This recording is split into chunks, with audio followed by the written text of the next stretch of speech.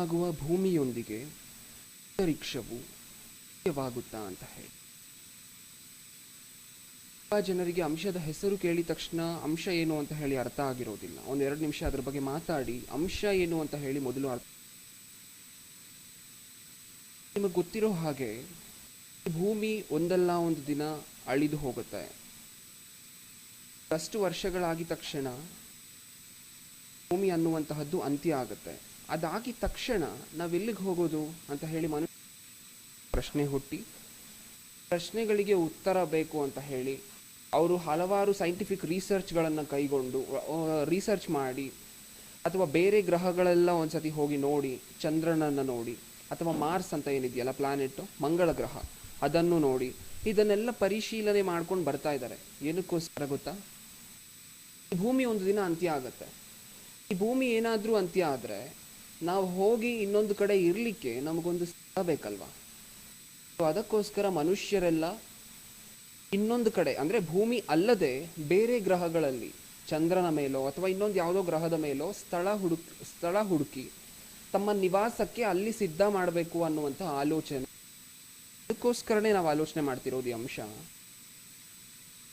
ಭಸ್ಮವಾಗುವ ಬೂದಿಯೊಂದಿಗೆ, ಅಂದರೆ ಒಂದು ದಿನ ಬರುತ್ತೆ, ಆ ದಿನದಲ್ಲಿ ಭೂಮಿ ಅನ್ನುವಂತಹ ಗ್ರಹ ಭಸ್ಮವಾಗುತ್ತೆ. ಈ ಭೂಮಿಯ ಜೊತೆ ಆಕಾಶ ಇದೆಯಲ್ಲ ಪ್ರಿಯರೇ, ಆಕಾಶದಲ್ಲಿ ಹಲವಾರು ಗ್ರಹಗಳಿದೆ, ಚಂದ್ರನೂ ಇದೆ. ಸೊ ಈ ಸ್ಪೇಸ್ ಅಂತ ಏನಿದೆ, ಈ ಸ್ಪೇಸಲ್ಲಿರುವಂತಹ ಗ್ರಹಗಳು ಸಹ ಭೂಮಿಯೊಂದಿಗೆ ಅಂತ್ಯವಾಗುತ್ತೋ ಇಲ್ವೋ ಅಂತ ಹೇಳಿ, ಅದೇ ಈ ಅಂಶ. ಭಸ್ಮವಾಗುವ ಭೂಮಿಯೊಂದಿಗೆ ಅಂತರಿಕ್ಷವು ಅಂತ್ಯವಾಗುತ್ತದಾ? ಮೊಟ್ಟ ಮೊದಲನೇದಾಗಿ ನಾವು ಆಲೋಚನೆ ಮಾಡಬೇಕಾಗಿರುವಂತಹದ್ದು, ಈ ನ್ಯೂಸಲ್ಲೆಲ್ಲ ನೋಡಿರ್ತೀರ ಪ್ರಿಯರೇ, ಟೆಲಿವಿಷನ್ಗಳೆಲ್ಲ ಟೆಲಿಕಾಸ್ಟ್ ಮಾಡ್ತಿರ್ತಾರೆ. ಈ ಥರ ಏನಾದರೂ ವಿಚಾರಗಳು ನಡೆದಾಗ ಭೂಮಿ ಮೇಲೆ ಅಂತ್ಯ ಸಂಭವಿಸುತ್ತೆ ಅಂತ ಹೇಳ್ಬಿಟ್ಟು, ಫಾರಿನಲ್ಲಿ ಅಂದರೆ ಶ್ರೀಮಂತರು ಯಾರ್ಯಾರು ಇರ್ತಾರೋ ಅವರೆಲ್ಲ ಸ್ವಲ್ಪ ಜನ ಚಂದ್ರನ ಮೇಲೆ ಸ್ಥಳಗಳನ್ನು ಕೊಂಡುಕೊಳ್ಳುವಂತಹ ಪ್ರಕ್ರಿಯೆ ನಡೀತಿರುವಂತಹದ್ದು ನಿಮಗೆಲ್ರಿಗೂ ಗೊತ್ತು. ಈ ಚಂದ್ರನ ಮೇಲೆ ಸ್ಥಳ ಕೊಂಡುಕೊಳ್ಳುವಂತಹ ವ್ಯಕ್ತಿಗಳಲ್ಲಿ ಮುಖ್ಯವಾದ ವ್ಯಕ್ತಿ ಒಬ್ಬರನ್ನು ನೋಡ್ಕೊಂಡು ಮುಂದೆ ಹೋಗೋಣ. ಟಾಮ್ ಕ್ರೂಸ್ ಅಂತ ಒಬ್ಬರು ಹಾಲಿವುಡ್ ಆ್ಯಕ್ಟರ್ ಇದ್ದಾರೆ.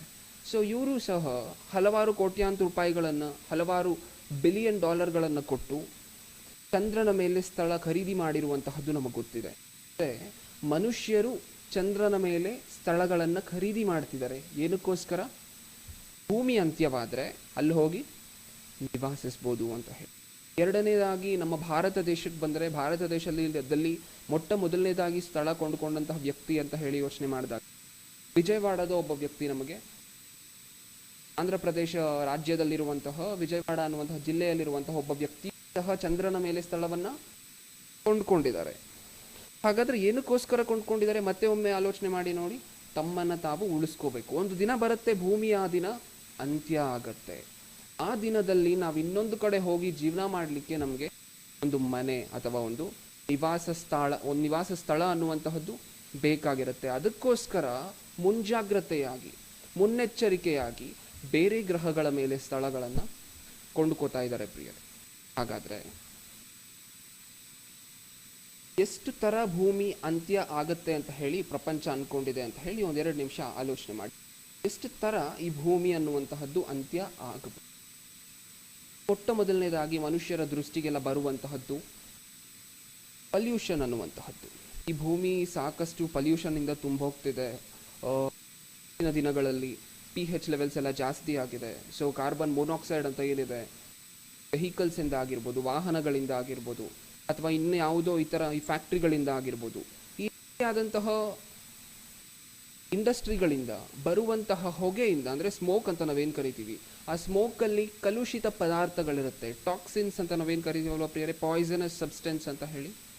ಸೊ ಇದು ಈ ಫ್ಯಾಕ್ಟ್ರಿಗಳಿಂದ, ಈ ವಾಹನಗಳಿಂದ ರಿಲೀಸ್ ಆಗುವಂತಹ ಹೊಗೆಯಲ್ಲಿ ಕಂಡು ಬರುತ್ತೆ.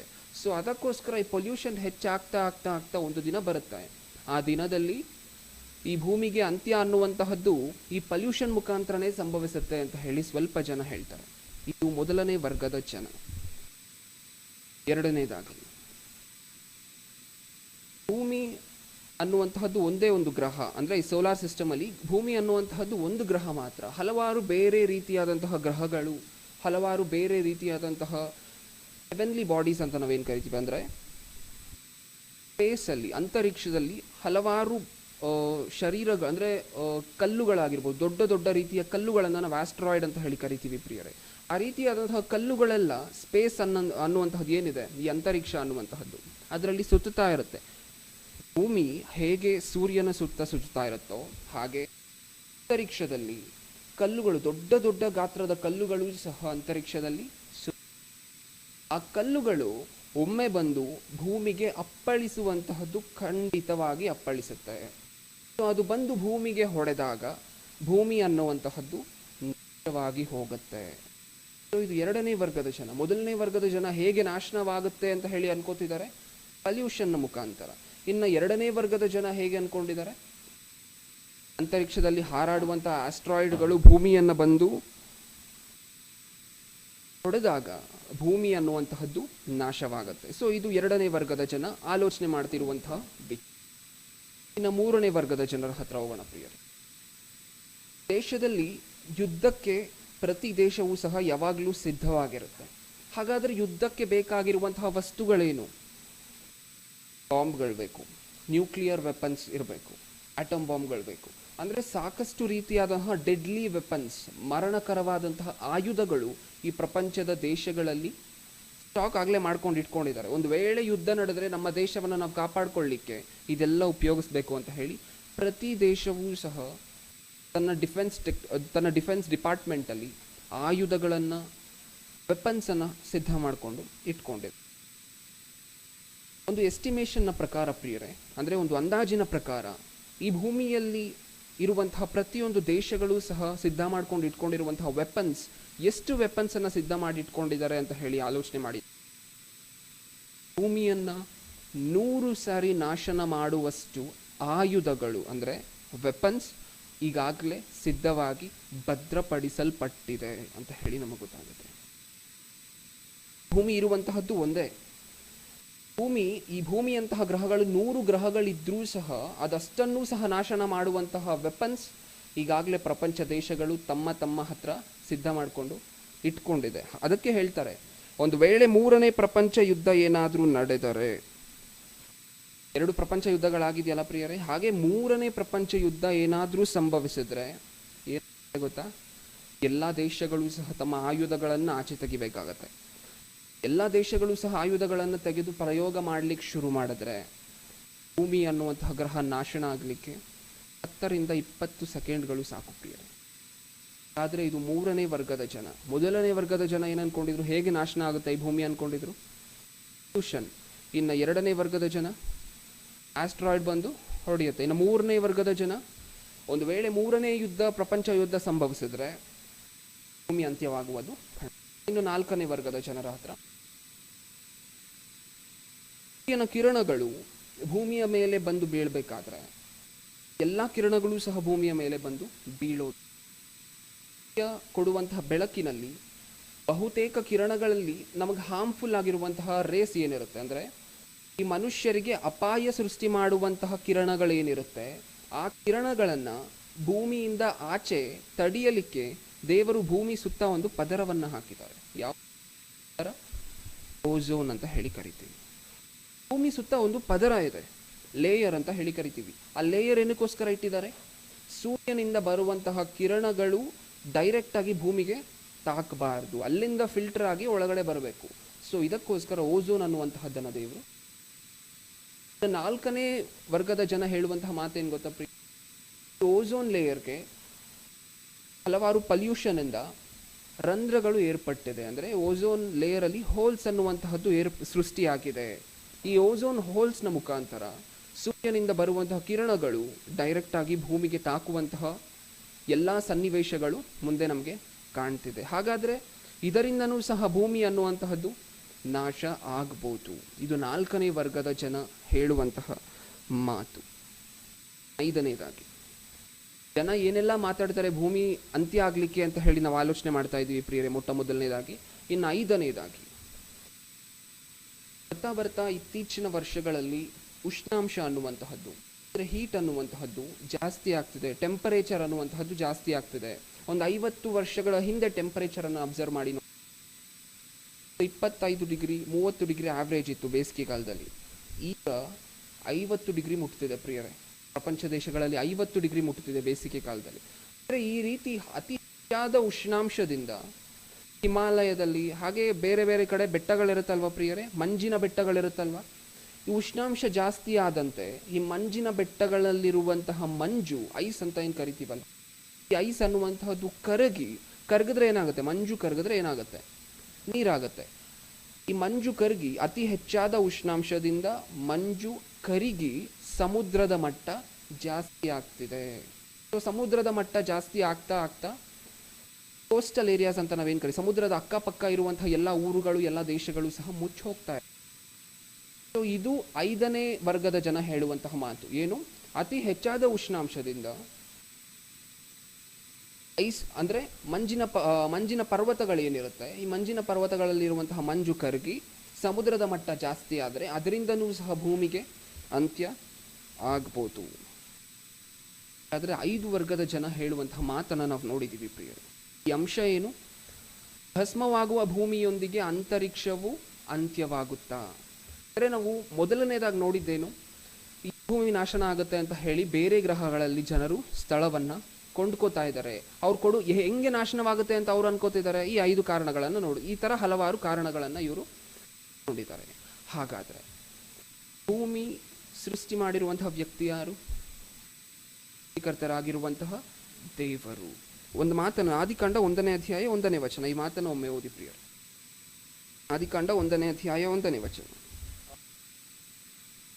ಆದಿಯಲ್ಲಿ ದೇವರು ಆಕಾಶವನ್ನು ಭೂಮಿಯನ್ನು ಉಂಟು ಮಾಡಿದನು. ಸಾಕು. ಅಂದರೆ ಈ ಆಕಾಶವನ್ನ, ಈ ಭೂಮಿಯನ್ನ ಸೃಷ್ಟಿ ಮಾಡಿರುವಂತಹ ವ್ಯಕ್ತಿ ದೇವರು ಅಂತ ಹೇಳಿ ನಮ್ಗೆ ಅರ್ಥ ಆಗ್ತಿದೆ. ಈ ಪ್ರಪಂಚದ ಜನರೇನೋ ಸ್ಕೆಚ್ ಮಾಡ್ತಿದ್ದಾರೆ, ಅಂದರೆ ಪ್ಲಾನ್ ಮಾಡ್ತಿದ್ದಾರೆ, ಅಂದರೆ ಮುಂಜಾಗ್ರತೆಯಾಗಿ ಒಂದು ವೇಳೆ ಭೂಮಿ ನಾಶನ ಆದರೆ ನಾವು ಬೇರೆ ಗ್ರಹಗಳ ಮೇಲೆ ಜೀವನ ಮಾಡಬೇಕು, ಅಂದರೆ ಇವರೇ ಬುದ್ಧಿವಂತರು ಅಂತ ಹೇಳಿ ಈ ಪ್ರಪಂಚದ ಜನ ಅನ್ಕೋತಾ ಇದ್ದಾರೆ. ಅಂದರೆ ಇದನ್ನು ಸೃಷ್ಟಿ ಮಾಡಿದಂತಹ ವ್ಯಕ್ತಿ ಯಾರು, ದೇವರು.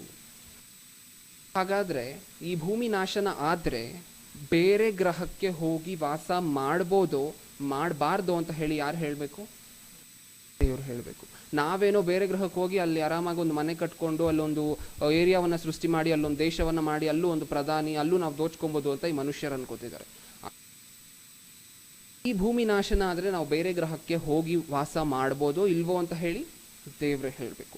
ಈಗ ಮುಂದೆ ಒಂದು ವಚನವನ್ನು ನೋಡಿ ಪ್ರಿಯರೇ, ಯೋಬನ ಗ್ರಂಥ 37ನೇ ಅಧ್ಯಾಯ 12ನೇ ವಚನ. ಯೋಬನ ಗ್ರಂಥ 37ನೇ ಅಧ್ಯಾಯ 12ನೇ ವಚನ.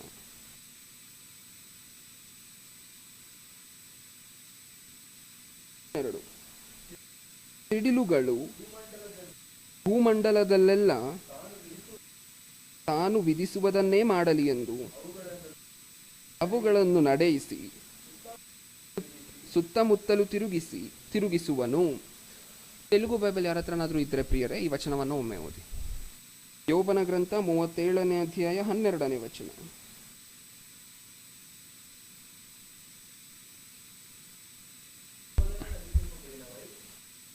వలన నడిపింపబడినవై నరులకు నివాస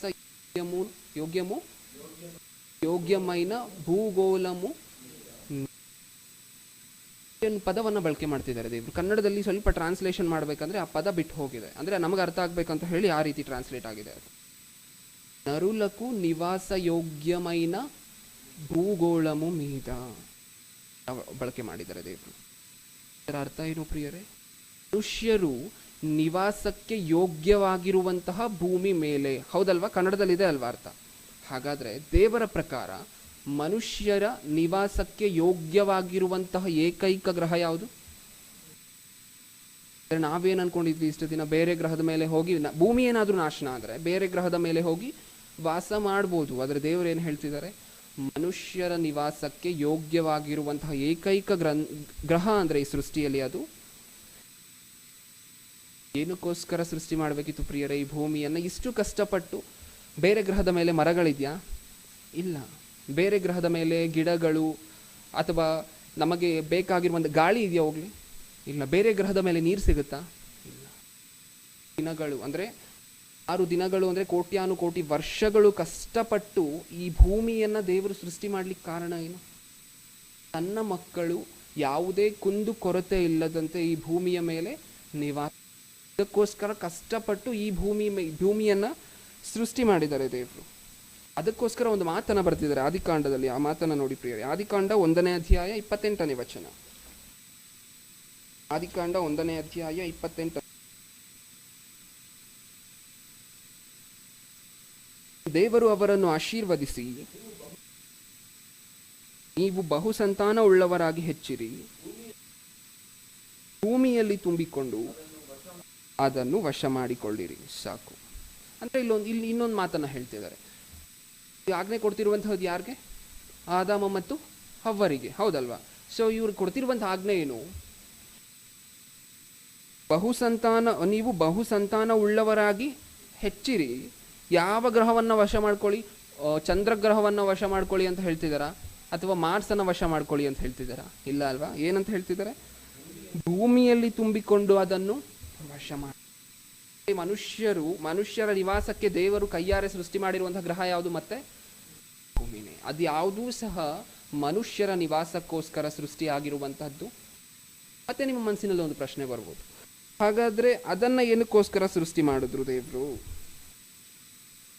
ಅದನ್ನ ಬೇರೆ ಗ್ರಹಗಳು, ಸಾಕಷ್ಟು ಸಾವಿರಾರು ಲಕ್ಷಾಂತರ ಕೋಟ್ಯಾಂತರ ಗ್ರಹಗಳಿದೆ ಪ್ರಿಯರೇ. ಈ ಭೂಮಿಯನ್ನು ಬಿಟ್ಟರೂ ಸಹ ಕೋಟ್ಯಾಂತರ ಗ್ರಹಗಳು ಅಂತರಿಕ್ಷದಲ್ಲಿ ಇದೆ. ಹಾಗಾದ್ರೆ ಇದನ್ನೆಲ್ಲ ದೇವರು ಏನಕ್ಕೋಸ್ಕರ ಸೃಷ್ಟಿ ಮಾಡಿದ್ರು? ಪ್ರಿಯರೇ, ನಮಗೆ ಗೊತ್ತಿರುವಂತಹ ಒಂದು ಮೆಕ್ಯಾನಿಸಮ್ ನಮಗೆ ಗೊತ್ತಿದೆ. ಈ ಫ್ಯಾನ್ ಅನ್ನುವಂತಹದ್ದು ಓಡಬೇಕಾದ್ರೆ ಸುತ್ತ ಏನಿರಬೇಕು? ಮ್ಯಾಗ್ನೆಟಿಕ್ ಕಾಯಿಲ್ ಇರಬೇಕು, ಹೌದಾ? ಏನಕ್ಕೋಸ್ಕರ? ಇದು ಒಂದು ಓಡಬೇಕಾದ್ರೆ ಅದಷ್ಟು ಸಹ ಸುತ್ತ ಇರಬೇಕು. ಸುತ್ತಲೂ ಅದಿದ್ರೇ ಒಂದು ಫೋರ್ಸ್ ಅನ್ನುವಂತಹದ್ದು ಜನರೇಟ್ ಆಗಿ ಸರಿಯಾಗಿ ನಮ್ಮ ಮನೆಯಲ್ಲಿರುವಂತಹ ಫ್ಯಾನ್ ಅನ್ನುವಂತಹದ್ದು ವರ್ಕ್ ಆಗುತ್ತೆ. ಹಾಗಾದರೆ ಈ ಭೂಮಿಯೂ ಸಹ ಸರಿಯಾಗಿ 12 ಗಂಟೆಗಳು ಹಗಲು ರಾತ್ರಿ ಬರಬೇಕಾದ್ರೆ, ಸರಿಯಾಗಿ ಈ ಭೂಮಿ ಒಂದು ವರ್ಷವನ್ನು 365 ದಿನಗಳಲ್ಲಿ ಕಂಪ್ಲೀಟ್ ಮಾಡಬೇಕಂದ್ರೆ, ಸೂರ್ಯನ ಸುತ್ತ ಒಂದು ರೌಂಡ್ ಬರಲಿಕ್ಕೆ 365 ದಿನ ಆಗುತ್ತೆ. ಹಾಗಾದರೆ ಸರಿಯಾಗಿ ಅದು ಬರಬೇಕಾದ್ರೆ ಅಂತರಿಕ್ಷದಲ್ಲಿ ಇಷ್ಟು ಗ್ರಹಗಳು ಇರಬೇಕಾಗಿರುವಂತಹದ್ದು ಕಾರ್ಯ ಅವಶ್ಯಕ. ಅದಕ್ಕೋಸ್ಕರ ಅದನ್ನು ಸೃಷ್ಟಿ ಮಾಡಿದ್ದಾರೆ. ಹಾಗಾದರೆ ನಾವೆಲ್ಲ ಅದ್ರ ಮೇಲೆ ಜೀವಿಸ್ಬೋದಾ ಅಂದರೆ ಇಲ್ಲ. ನಮ್ಮ ನಿವಾಸಕ್ಕೆ ದೇವರು ಕೊಟ್ಟಿರುವಂತಹದ್ದು ಈ ಭೂಮಿಯ ಗ್ರಹ ಮಾತ್ರ. ಇನ್ನೊಂದು ಮಾತನ್ನು ನೋಡಿ ಪ್ರಿಯರೇ, ಕೀರ್ತನೆಗಳು 115ನೇ ಕೀರ್ತನೆ 16ನೇ ಅಧ್ಯಾಯ.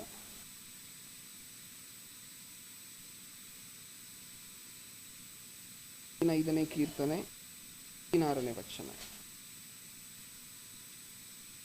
ಪರಲೋಕವು ಯೆಹೋವನದು,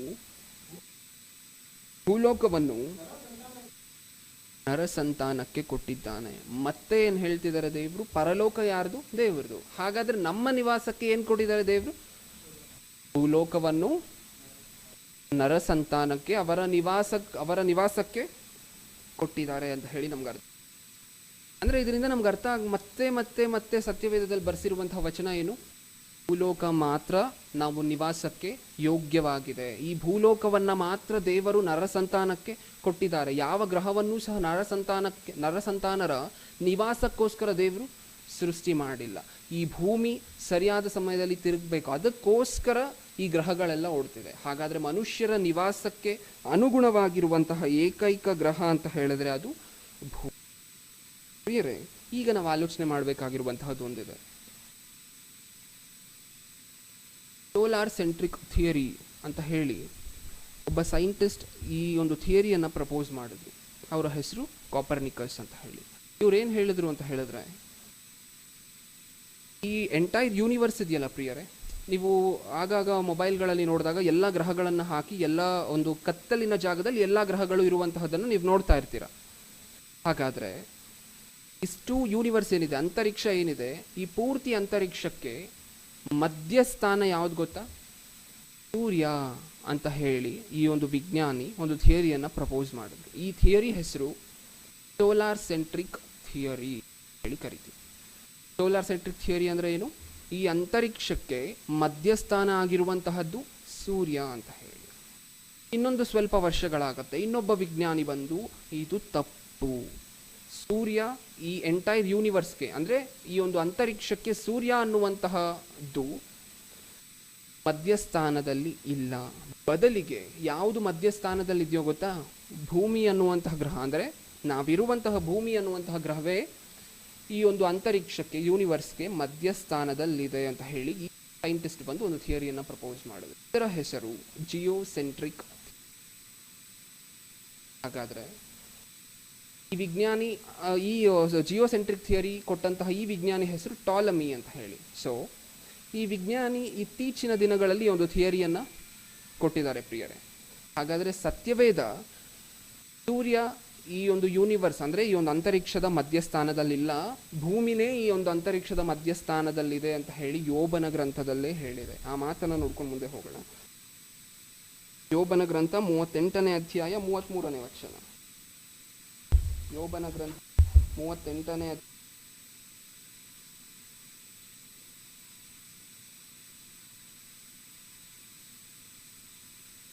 ಗ್ರಂಥ ಖಗೋಳದ ಕಟ್ಟಳೆಗಳನ್ನು ತಿಳಿದುಕೊಂಡಿದೆಯೋ, ಅದರ ಆಳಿಕೆಯನ್ನು ಭೂಮಿಯಲ್ಲಿ ಸ್ಥಾಪಿಸಿದೀಯಾ ಅಂತ ಒಂದು ಪ್ರಶ್ನೆ ಮಾಡ್ತಿರೋ ಹಾಗಿದೆ ನೋಡಿ. ಈ ವಚನವನ್ನು ಮತ್ತೆ ಓದ್ತಾ ಇದ್ದೀನಿ. ಖಗೋಳದ ಕಟ್ಟಳೆಗಳನ್ನು, ಖಗೋಳ ಅಂದರೆ ಏನು?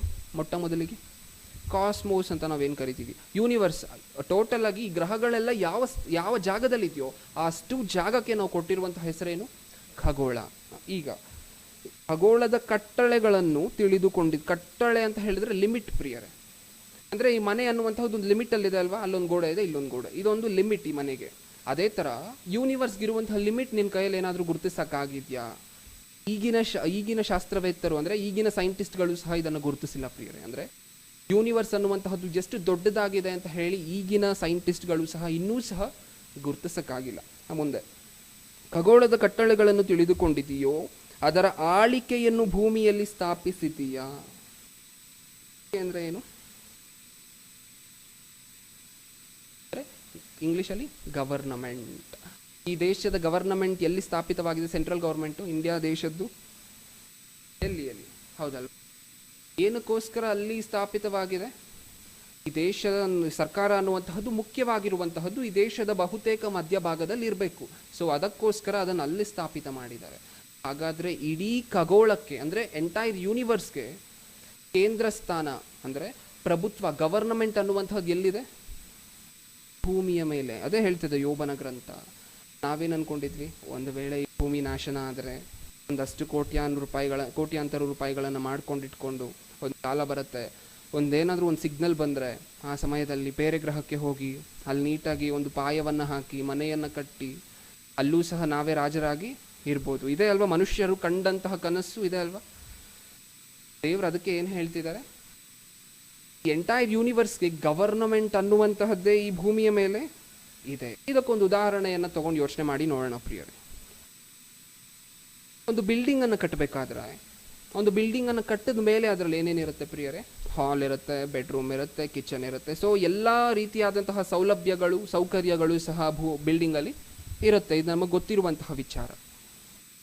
ಹಾಗಾದರೆ ನೀವು ಹೇಳಿ, ಈ ಬೆಡ್ರೂಮ್ ಇರಬೇಕು, ಹಾಲ್ ಇರಬೇಕು, ಎಲ್ಲವೂ ಸಹ ಈ ಬಿಲ್ಡಿಂಗಲ್ಲಿ ಇರಬೇಕಾದ್ರೆ ಅದು ಬೇಕಾಗಿರುವಂತಹ ಫೌಂಡೇಶನ್, ಅಡಿಪಾಯ ಅಂತ ನಾವೇನು ಕರಿತೀವಿ, ಅಡಿಪಾಯ ಇದ್ದರೆ ಇವೆಲ್ಲವೂ ಸಹ ಇರುತ್ತೋ, ಅಥವಾ ಅಡಿಪಾಯ ಇಲ್ಲದೆ ಹೋದರೂ ಇದೆಲ್ಲ ಹಾಗೆ ಇರುತ್ತಾ? ಬೆಡ್ರೂಮು, ಹಾಲು, ಕಿಚನ್ ಇರುತ್ತಾ? ಅಡಿಪಾಯ ಇಲ್ಲ ಅಂತ ಹೇಳಿದ್ರೆ ಇದೆಲ್ಲ ಇರುತ್ತಾ? ಹಾಗಾದರೆ ಅಡಿಪಾಯ, ಫೌಂಡೇಶನ್ ಅನ್ನುವಂತಹದ್ದು ಮುಖ್ಯವಾಗಿರುತ್ತೆ. ಮನುಷ್ಯರೇನೋ ಈ ಭೂಮಿ ನಾಶನ ಆದರೆ ಬೇರೆ ಗ್ರಹಕ್ಕೆ ಹೋಗಿ ವಾಸ ಮಾಡ್ಬೋದು ಅನ್ಕೋತಾ ಇದ್ದಾರೆ. ಆದರೆ ದೇವ್ರೇನು ಹೇಳ್ತಿದ್ದಾರೆ ಗೊತ್ತಾ? ಆ ಬೇರೆ ಗ್ರಹಕ್ಕೆ ಅಂದರೆ ಈ ಪೂರ್ತಿ ಯೂನಿವರ್ಸ್ಗೆ ಅಡಿಪಾಯ, ಫೌಂಡೇಶನ್ ಅನ್ನುವಂತಹದ್ದು ಎಲ್ಲಿದೆಯೋ ಗೊತ್ತಾ? ನೋಡಿ ಪ್ರಿಯರೇ, ಆ ಮಾತನ್ನು ಆಮೋಸನ ಗ್ರಂಥ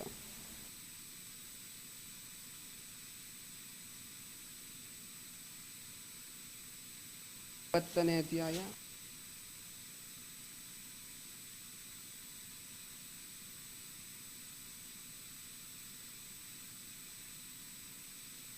'ಉನ್ನತ ಲೋಕದಲ್ಲಿ ಪರಿಗೆಯನ್ನು ಅನೇಕ ಅಂತಸ್ತಾಗಿ ಕಟ್ಟಿಕೊಂಡು ಭೂಲೋಕದ ಮೇಲೆ ಗುಮ್ಮಟವನ್ನು ಸ್ಥಾಪಿಸಿಕೊಂಡಿದ್ದಾನೆ. ಸಾಕು.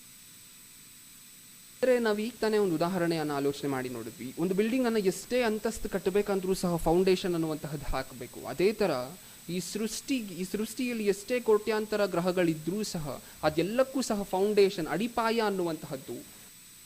ಮಾತನ್ನ ಕೊನೆಯ ಸಾಲನ ಮತ್ತೆ ಓದಿ, ಭೂಲೋಕದ ಮೇಲೆ ಗುಮ್ಮಟವನ್ನು ಸ್ಥಾಪಿಸಿಕೊಂಡಿದ್ದಾನೆ. ಗುಮ್ಮಟ ಅಂದರೆ ಏನು? ಬೆಟ್ಟಗಳೆಲ್ಲ ನಾವು ನೋಡ್ತಾ ಇರ್ತೀವಿ, ಮೇಲಿರುತ್ತೆ, ಭೂಮಿಯ ಮೇಲೆ. ಗುಮ್ಮಟ ಅಂತ ಹೇಳಿ ಕರಿತೀವಿ. ಅಂದರೆ ಒಂದು ಟ್ರಯಾಂಗಲ್ ಶೇಪಲ್ಲಿ ಇರುತ್ತಲ್ವ, ಅದನ್ನು ಮೇಲೆ ಈ ಬೆಟ್ಟ ಹೇಗಿರುತ್ತೋ ಭೂಮಿಯ ಒಳಗಡೆ, ಭೂಮಿಯ ಕೆಳಗಡೆ ಈ ಸೃಷ್ಟಿಗೆ ಸಂಬಂಧಪಟ್ಟಂತೆ ಒಂದು ಅಡಿಪಾಯ, ಒಂದು ಗುಮ್ಮಟ ಅನ್ನುವಂತಹದ್ದು ಅವಶ್ಯಕವಾಗಿರುತ್ತೆ. ಏಕೆಂದರೆ ಈ ಸೃಷ್ಟಿ ಎಲ್ಲವೂ ಸಹ ಹಿಡಿದು ಒಂದೇ ಜಾಗದಲ್ಲಿ ಹಿಡಿದು ಅದೆಲ್ಲವೂ ಸಹ ತನ್ನ ಜಾಗದಲ್ಲೇ ಇದ್ದು ಸುತ್ತಬೇಕಾಗತ್ತೆ. ಅದಕ್ಕೂ ಸಹ ಒಂದು ಅಡಿಪಾಯ ಬೇಕು. ಅದಕ್ಕೋಸ್ಕರನೇ ಹೇಳ್ತಿದ್ದಾರೆ ಭೂಮಿಯ ಏನು ಹೇಳ್ತಿದೆ 6ನೇ ವಚನದಲ್ಲಿ, ಉನ್ನತ ಲೋಕದಲ್ಲಿ ಉಪ್ಪರಿಗೆಯನ್ನು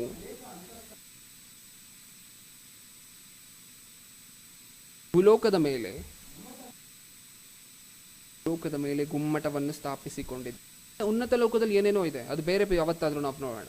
ಹಾಗಾದ್ರೆ ಅದಕ್ಕೆಲ್ಲ ಗುಮ್ಮಟ ಅನ್ನುವಂತಹದ್ದು ಈ ಭೂಮಿಯ ಮೇಲೆ. ಅಂದ್ರೆ ಈ ಫೌಂಡೇಶನ್, ಒಂದು ವೇಳೆ ದೊಡ್ಡ ಬಿಲ್ಡಿಂಗ್ ಅನ್ನು ಕಟ್ಟಿದೀವಿ, ಈಗ ಬುರ್ಜ್ ಖಲೀಫಾ ನಿಮ್ಗೆಲ್ಲರಿಗೂ ಗೊತ್ತು, 100 ಅಂತಸ್ತು ಮೇಲಿದೆ, ಹೌದಲ್ವಾ? ಸೊ ಈ ಬುರ್ಜ್ ಖಲೀಫಾ ಅನ್ನುವಂತಹ ಫೌಂಡೇಶನ್ ಏನಿದೆ, ನಾವು ಆ ಫೌಂಡೇಶನ್ನ ಡೆಸ್ಟ್ರಾಯ್ ಮಾಡಿದ್ರೆ ಆ ಬಿಲ್ಡಿಂಗ್ ಇರುತ್ತಾ ಪ್ರಿಯರೇ? ಇರುತ್ತಾ?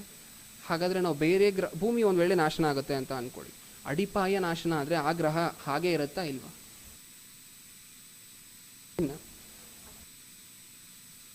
ಇನ್ನೊಂದು ಪ್ಲಾನ್ ಮಾಡಿದ್ದಾರೆ ಮನುಷ್ಯರೆಲ್ಲರೂ ಸೇರಿ. ಈ ಚಂದ್ರ ಅನ್ನುವಂತಹದ್ದು ಬೆಸ್ಟ್ ಆಪ್ಷನ್. ಹಾಗಾದರೆ ಈಗ ಚಂದ್ರನ ಮೇಲೆ ಹೋಗಿ ಜಾಗ ಕೊಂಡ್ಕೊಂಡ್ರೆ ಅದು ಅಂದರೆ ಭೂಮಿಗೆ ಹತ್ತಿರವಾಗೂ ಸಹ ಇದೆ, ಬೇಗನೂ ಸಹ ಹೋಗ್ಬೋದು.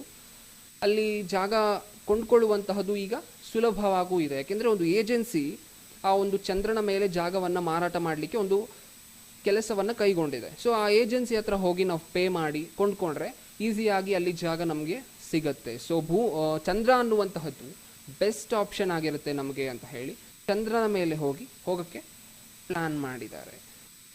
ಎಲ್ಲ ಜನರಿಗೂ ಸಹ, ಅಂದರೆ ಬೇರೆ ಗ್ರಹಗಳ ಮೇಲೆ ಹೋಗಿ ನಿವಾಸ ಮಾಡಬೇಕು ಅಂತ ಹೇಳಿ ಪ್ಲಾನ್ ಮಾಡಿರುವಂತಹ ಇಷ್ಟೂ ಜನರಿಗೂ ಸಹ ದೇವರು ಒಂದೇ ಒಂದು ಮಾತನ್ನು ಬರೆಸಿದ್ದಾರೆ. ನೋಡಿ ಆ ಮಾತನ್ನು, ಓಬೇದ್ಯನ ಗ್ರಂಥ 1ನೇ ಅಧ್ಯಾಯ 4ನೇ ವಚನ.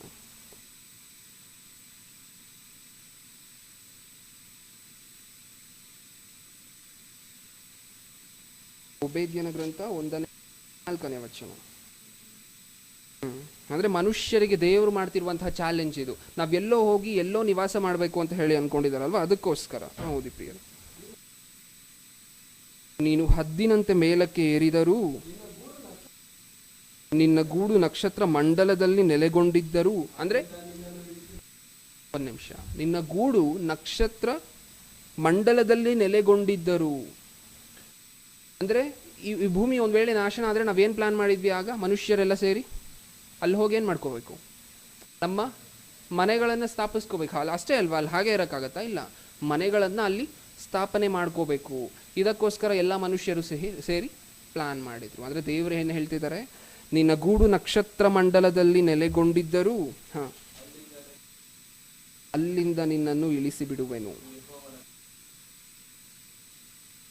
ಅಂದರೆ ನಾವು ಏನೇನೋ ಈ ಮನುಷ್ಯರು ಏನೇನೋ ಕನಸು ಕಟ್ಕೊಂಡಿದ್ರು ಪ್ರಿಯ. ಅಂದರೆ ಬೇರೆ ಗ್ರಹಗಳಲ್ಲಿ ಹೋಗಿ ನಾವು ವಾಸ ಮಾಡ್ಬೋದು, ನಮ್ಗೆ ಅಂತ್ಯ ಅನ್ನುವಂತಹದ್ದೇ ಸಂಭವಿಸೋದಿಲ್ಲ. ಈ ಭೂಮಿಗೆ ಏನಾದರೂ ಆಗಲಿ ನಾವು ತಲೆ ಕೆಡಿಸ್ಕೊಳ್ಳೋ ಹಾಗೆ ಇಲ್ಲ. ಏಕೆಂದರೆ ನಮಗೆ ಬೇರೆ ಗ್ರಹಗಳಿದೆ, ನಮ್ಮ ರಕ್ಷಣೆಗೋಸ್ಕರ, ನಮ್ಮ ನಿವಾಸಕ್ಕೋಸ್ಕರ ಏನಿದೆ, ಬೇರೆ ಗ್ರಹಗಳಿದೆ. ದೇವ್ರೇನು ಹೇಳ್ತಿದ್ದಾರೆ, ಗೂಡು ಎಲ್ಲಿದ್ರೂ ಸಹ, ಎಷ್ಟು ಎತ್ತರದಲ್ಲಿದ್ರೂ ಸಹ ಅಲ್ಲಿಂದ ನಿನ್ನನ್ನು ಇಳಿಸಿ ಬಿಡುವೆನು. ಯಾಕೆ ಇಳಿತೀವಿ ಅಲ್ಲಿಂದ?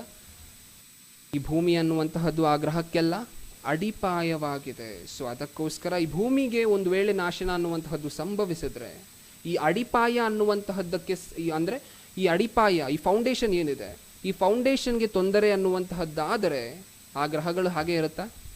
ಇರೋದಿಲ್ಲ. ಅದನ್ನೇ ಹೇಳ್ತಿದ್ದಾರೆ, ನಿನ್ನ ಗೂಡು ಎಷ್ಟೇ ಎತ್ತರದಲ್ಲಿದ್ರೂ ಸಹ ಅಲ್ಲಿಂದ ನಿನ್ನನ್ನು ಇಳಿಸಿ. ಕೊನೆಯದಾಗಿ ಒಂದು ಮಾತನ್ನು ನೋಡ್ಕೊಳ್ಳಿ ಪ್ರಿಯ. ಪೇತ್ರನ 2ನೇ ಪತ್ರಿಕೆ 3ನೇ ಅಧ್ಯಾಯ 10ನೇ ವಚನ.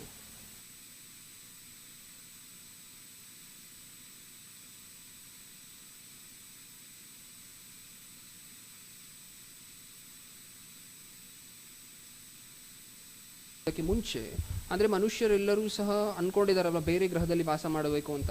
ಒಂದು ವೇಳೆ ಅಂತ್ಯದ ದಿನ ಏನಾದರೂ ಹತ್ರ ಬಂದರೆ, ಸಂಭವಿಸಿದ್ರೆ, ಅಂತ್ಯದ ದಿನದಲ್ಲಿ ಭೂಮಿ ಒಂದೇ ನಾಶನವಾಗುತ್ತೆ ಅಂತ ಹೇಳಿದ್ರೆ, ಅಂತ ಅಂದ್ಕೊಂಡ್ರೆ ನಾವು, ಅದು ನಮ್ಮ ಬುದ್ಧಿಗೇಡಿತನವಾಗಿರುತ್ತೆ. ಅಂತ್ಯದ ದಿನ ಭೂಮಿಯ ಜೊತೆ ಏನೆಲ್ಲ ನಾಶನವಾಗುತ್ತೆ ಅಂತ ಹೇಳಿ ಬರೆಸಿದ್ದಾರೆ. ಓದಿಯ ಮಾತನ್ನು. ಕರ್ತನ ದಿನವು ಕಳ್ಳನು ಬರುವಂತೆ ಬರುತ್ತದೆ.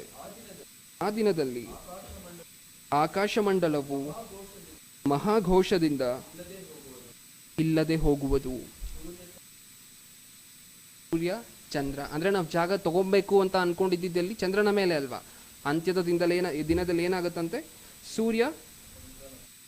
ಸೂರ್ಯ ಚಂದ್ರ ನಕ್ಷತ್ರಗಳು ಉರಿದು ಲಯವಾಗಿ ಹೋಗುವವು. ಅಂದರೆ ನಾವು ಮನುಷ್ಯರು ಮಾಡ್ಕೊಂಡಿರುವಂತಹ ಪ್ಲಾನ್, ಮನುಷ್ಯರು ಅನ್ಕೊಂಡಿರುವಂತಹ ಆಸೆಗಳು, ಅವ್ರು ಪಟ್ಟಿರುವಂತಹ ಕೋರಿಕೆಗಳು ಎಲ್ಲವೂ ಸಹ ಲಯವಾಗಿ ಹೋಗುತ್ತೆ. ಒಂದು ವೇಳೆ ಈ ಪ್ರಪಂಚದಲ್ಲಿ ಅಂತ್ಯ ಹೊಂದಿದ ಮೇಲೂ ಸಹ ಜೀವನ ಮಾಡಬೇಕು ಅಂತ ಹೇಳಿ ನಮ್ಗೆ, ಅಂದರೆ ನಮ್ಮ ಸಾವು ಸಂಭವಿಸಿದ ನಂತರವೂ ಸಹ ನಾವು ಬದುಕಬೇಕಂತ ಆಸೆ ಇದ್ರೆ, ದೇವರು ಹೇಳಿರುವಂತಹ ಒಂದೇ ಒಂದು ಉಪಾಯ, ಈ ಲೋಕದಲ್ಲಿ ದೇವರಿಗೋಸ್ಕರ ಕಷ್ಟ ಮಾಡಲೇಬೇಕು, ದೇವರ ಸುವಾರ್ತೆಯನ್ನು ಪ್ರಕಟ ಮಾಡಿ. ನಾವು ಅಂತ್ಯ ಸಂಭವಿಸುತ್ತೆ, ಈ ಭೂಮಿಗೆ ಅಂತ್ಯ ಆದರೆ ಒಂದು ವೇಳೆ ಚಂದ್ರನ ಮೇಲೆ ಹೊರಟೋಗೋಣ, ಮಾರ್ಸ್ ಮೇಲೆ ಹೊರಟೋಗೋಣ, ಈ ರೀತಿಯಾದಂತಹ ಪ್ಲಾನ್ಗಳನ್ನು ಮಾಡಿಕೊಂಡ್ರೆ, ಅದಕ್ಕೆ ದೇವರು ಹೇಳಿದ್ದಾರೆ, ಒಂದು ಚಾಲೆಂಜನ್ನು ಮಾಡಿದ್ದಾರೆ, ನಿನ್ನ ಗೂಡು ಎಷ್ಟೇ ಎತ್ತರದಲ್ಲಿದ್ದರೂ ಸಹ ಅಲ್ಲಿಂದ ನಿನ್ನನ್ನು ಇಳಿಸಿ ಬಿಡುವೆನು. ಕೊನೆಯದಾಗಿ ಒಂದು ಉದಾಹರಣೆ ನೋಡ್ಕೊಂಡು ಈ ಅಂಶವನ್ನು ಮುಗಿಸ್ಕೊಳ್ಳೋಣ. ಸೈಕಲ್ಗೆ ಚಕ್ರ ಇರುತ್ತಲ್ಲ, 2 ಚಕ್ರ ಇರುತ್ತೆ. 2 ಚಕ್ರಗಳಲ್ಲಿ ಹಬ್ಬಿರುತ್ತೆ, ಹೌದಾ, ಮಧ್ಯ ಅಂದರೆ ಆ ಸ್ಪೋಕ್ಸ್ ಎಲ್ಲ ಬಂದು ಮಧ್ಯ ಒಂದು ಕಡೆ ಜಾಯಿಂಟ್ ಎಲ್ಲವೂ ಸಹ ಸೇರಿರುತ್ತೆ, ಕೋಸೆಂಟ್ರಿಕ್ ಆಗಿರುತ್ತೆ.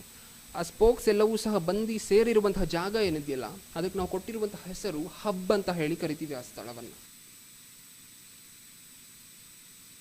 ಹಬ್. ಹಾಗಾದರೆ ಆ ಸ್ಪೋಕ್ಸ್ ಇದೆಯಲ್ಲ ಪ್ರಿಯರೇ, ಆ ಸ್ಪೋಕ್ಸನ್ನು ನೀವು ಗ್ರಹಗಳು ಅಂತ ಹೇಳಿ ಊಹೆ ಮಾಡ್ಕೊಳ್ಳಿ. ಹಾಗಾದರೆ ಇಷ್ಟೂ ಸ್ಪೋಕ್ಸ್ಗೆ, ಇಷ್ಟೂ ಗ್ರಹಗಳಿಗೆ ಕೇಂದ್ರ ಸ್ಥಾನ ಆಗಿರುವಂತಹದ್ದು ಏನು, ಆ ಹಬ್ಬು, ಅದು ಸೈಕಲ್ ಟೈರಲ್ಲಿ. ಈ ಸೃಷ್ಟಿಯಲ್ಲಿ ಇಷ್ಟೂ ಗ್ರಹಗಳಿಗೆ ಕೇಂದ್ರ ಸ್ಥಾನ ಆಗಿರುವಂತಹದ್ದು ಈ ಭೂಮಿ. ಸೈಕಲ್ ಟೈರಲ್ಲಿ ಆ ಹಬ್ಬ ಹೋಯಿತು ಅನ್ಕೊಳ್ಳಿ ಪ್ರಿಯರೇ, ಆ ಹಬ್ಬ ಆಚೆ ಬಂದ್ಬಿಡ್ತು ಅನ್ಕೊಳ್ಳಿ, ಆ ಸ್ಪೋಕ್ಸ್ ಎಲ್ಲ ಹಾಗೆ ಇರುತ್ತಾ? ಆ ರೀತಿ ಈ ಭೂಮಿಯನ್ನು ದೇವರು ಸಹ ಸೃಷ್ಟಿ. ಅಂದರೆ ನಮ್ಮ ಅಂತ್ಯವನ್ನು ನಾವು ತಪ್ಪಿಸ್ಕೋಬೇಕಾದ್ರೆ ಅದಕ್ಕಿರುವಂತಹ ಒಂದೇ ಒಂದು ಮಾರ್ಗ, ದೇವರು ಬರೆಸಿರುವಂತಹ ಕೆಲಸಗಳನ್ನು ಮಾಡಿ ನಮ್ಮ ಜೀವನವನ್ನು ಮುಗಿಸ್ಕೊಂಡು ಯಾವತ್ತಾದರೂ ಹೋಗಲೇಬೇಕು. ಈ ಪ್ಲ್ಯಾನ್ಗಳೇನು ಪ್ರಿಯರೇ, ನಾವು ಇನ್ನೊಂದು ಗ್ರಹದ ಮೇಲೆ ಹೋಗಿ ವಾಸ ಮಾಡ್ಬೋದು, ಆಗ ನಾವು ಎಷ್ಟು ಕಾಲ ಬೇಕಾದರೂ ಅಲ್ಲಿ ಜೀವನ ನಡೆಸ್ಬೋದು. ಸೊ ಇದರಿಂದ ನಮ್ಮ ಅಂಶದ ಹೆಸರೇನು, ಭಸ್ಮವಾಗುವ ಭೂಮಿಯೊಂದಿಗೆ ಅಂತರಿಕ್ಷವು ಅಂತ್ಯವಾಗುತ್ತದಾ? ಹಾಗಾದರೆ ಇದಕ್ಕೆ ಉತ್ತರ ಏನು? ಭಸ್ಮ ಅಂದರೆ ಈ ಭೂಮಿಗೆ ಅಂತ್ಯ ಸಂಭವಿಸಿದ್ರೆ ಅಂತರಿಕ್ಷಕ್ಕೂ ಸಹ ಅಂತ್ಯ ಅನ್ನುವಂತಹದ್ದು ಸಂಭವಿಸುತ್ತೆ. ಕಣ್ಮುಚ್ಚಿ ಪ್ರಿಯರೇ ಪ್ರಾರ್ಥನೆ ಮಾಡಿ ಮುಗಿಸ್ಕೊಳ್ಳೋಣ. ಪರಲೋಕದಲ್ಲಿರುವ ನಮ್ಮ ತಂದೆ, ಹೌದು ತಂದೆ, ನೀವು ಪ್ರೀತಿಸಿ ನಮಗೋಸ್ಕರ ಕಷ್ಟಪಟ್ಟು ಸಾವಿರಾರು ವರ್ಷಗಳ ಕಾಲ ಕಷ್ಟಪಟ್ಟು ಈ ಭೂಮಿಯನ್ನು ನಮಗೆ ಉಡುಗೊರೆಯನ್ನಾಗಿ ಕೊಟ್ಟಿದ್ದೀರಾ. ಈ ಭೂಮಿಯಲ್ಲಿದ್ದು ನಿಮಗಾಗಿ ಬದುಕಿ ಬೇಡದೇ ಇರುವಂತಹ ಆಲೋಚನೆಗಳಿಗೆ ಹೋಗದಂತೆ ನಮ್ಮನ್ನು ನಾವು ಸ್ಥಿರಪಡಿಸಿಕೊಂಡು ನಿಮಗಾಗಿ ಬದುಕಿ ಜೀವಿಸಿ ಲೋಕಕ್ಕೆ ಬರುವಂತಹ ಮಕ್ಕಳನ್ನಾಗಿ ನಮ್ಮನ್ನು ಮಾರ್ಪಡಿ. ಪ್ರಾರ್ಥನೆಯನ್ನು ಯೇಸು ಕ್ರಿಸ್ತರ ನಾಮದಲ್ಲಿ ಸಮರ್ಪಿಸಿ ಬೇಡಿಕೊಳ್ಳುತ್ತಿದ್ದೇನೆ ಪರಲೋಕದಲ್ಲಿ.